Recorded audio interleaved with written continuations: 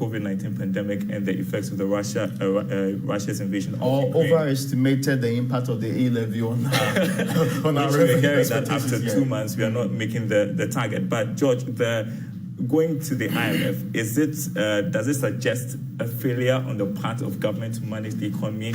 Maybe that's what the government wanted to avoid by delaying the announcement. Yeah. You can look at it in economics. They'll say there's the political economy. That's true. Politically, it's not good for this government because of the things they said previously. So it's actually a low for them. Economically, we've seen very big economies even applying for the fund because of what has happened. So what would you want to do? Listen, I've said that the politics it's all about the economy. Right. If you're able to stabilize things right now, you're going to get the vote. Yeah. Now, why is, and again, even an area that I know Raymond will be more strong into making comments on. Now, you've seen that the NDC is making a case for them to go. Right. Two things. They were told that they are not good. That's why we went to a fund. This would be like 1-1 when it comes to the football. Evening the place. Also, if it's possible or if it's likely that they take over government, the next administration, they want to take over an economy that might be quite stable. Right. And that is what this fund program would do for them. In one breath, it will show that this government was not that economic messiah they all thought it was to be. So it's more of in the political game score. It's 1-1. George, and bring in Dr. Williams Pipa, who is associate professor with the Andrews University in the United States of America.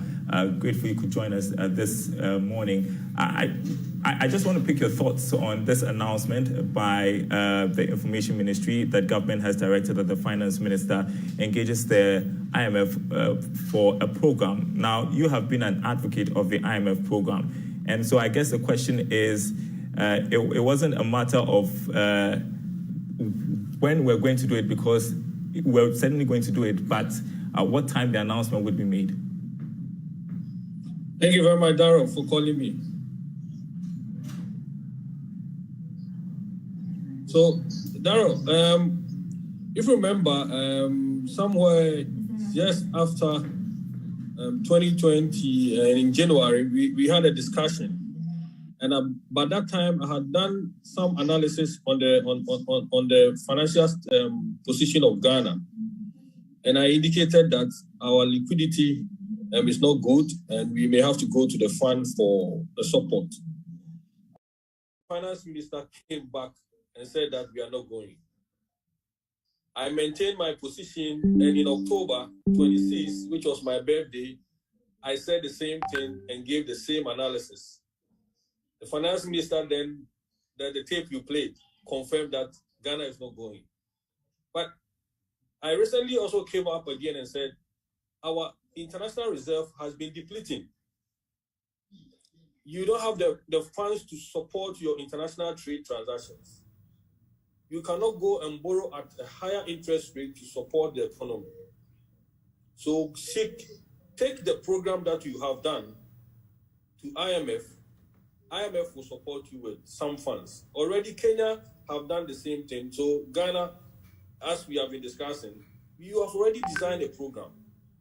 Take the program to them, convince them, and they are ready to support you with funds to maintain the international reserve.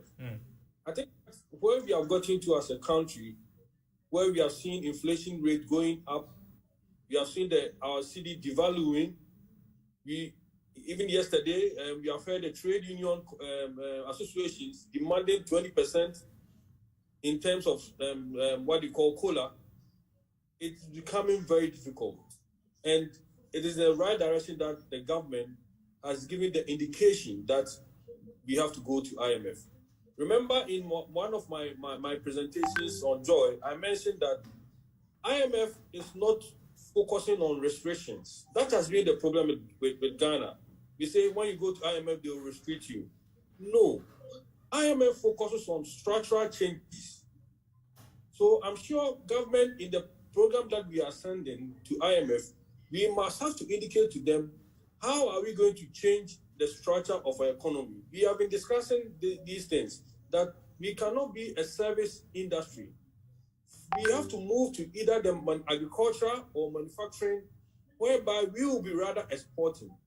But if you look at with the data we have, service industry is the leading, which means that we are not producing more, we are not exporting as we are, so we will have to always depend on other countries to bring in goods.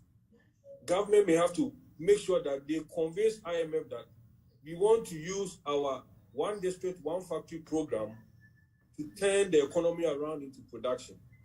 We want to use maybe the hospitals we are building to turn to a place where people will come from outside to seek medical help. In that case, we get foreign inflows. So IMF will support us in that direction. And this is, to me, it has come very late, but it's not too late. Okay. Prof, we are going to have you on the marketplace to talk a bit more about this. That's in the next 1 hour. So we'll leave it here as we digest this news coming through to us. Again, we just want to let you know that the president has directed that the finance minister engages the IMF formally for a program. This is not an announcement of an IMF program. It's just an announcement of an intention to go for an IMF program, in that we are engaging the IMF on a program that we can be on as we try to fix the challenges with our economy. My name is Darryl Kwao. The midday news is going to come up shortly. Joining us today, I want to thank Raymond Akwa and George Rafi for being in studio with me. We'll bring you more on the midday news. Please stay with us.